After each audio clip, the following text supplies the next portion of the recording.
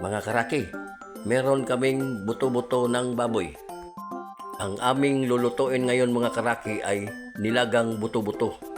Hugasan muna namin ang buto-buto at pakuluan muna namin. Pagkatapos itapon muna namin ang unang kulo para mawala ang langsa ng buto-buto. Ito na mga karaki, nakasalang na at hintayin natin na kumulo at itapon natin ang unang kulo. Ayan na mga karaki, kumulo na ang ating buto-buto.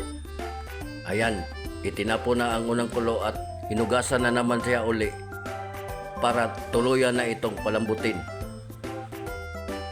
Ito na mga karaki, tapos na nahugasan at isalang uli para palambutin ang ating buto-buto. Ito na mga karaki, kumukulo na at meron na pala itong sibuyas at kamatis na nilagay.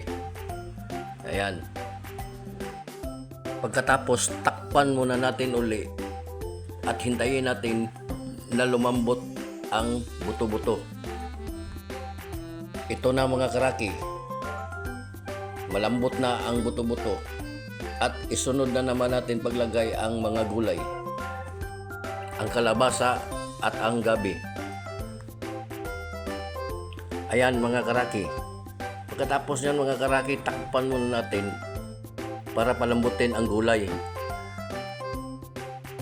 Ayan na mga karaki, isunod na naman natin paglagay ang siling haba, sibuyas dahon at ang pichay.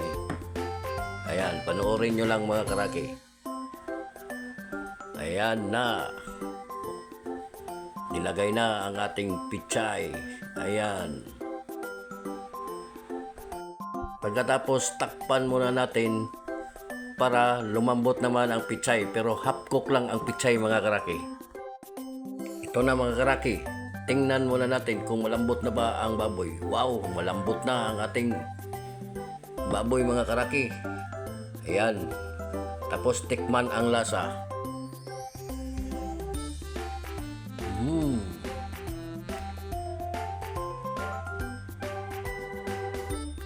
Wow, ayos, masarap. Ayan na mga karaki, luto na ang ating nilagang buto-buto at tingnan muna natin ang buto-buto na baboy kung ayos ba. Tingnan, ayan mga karaki. Ito, yan.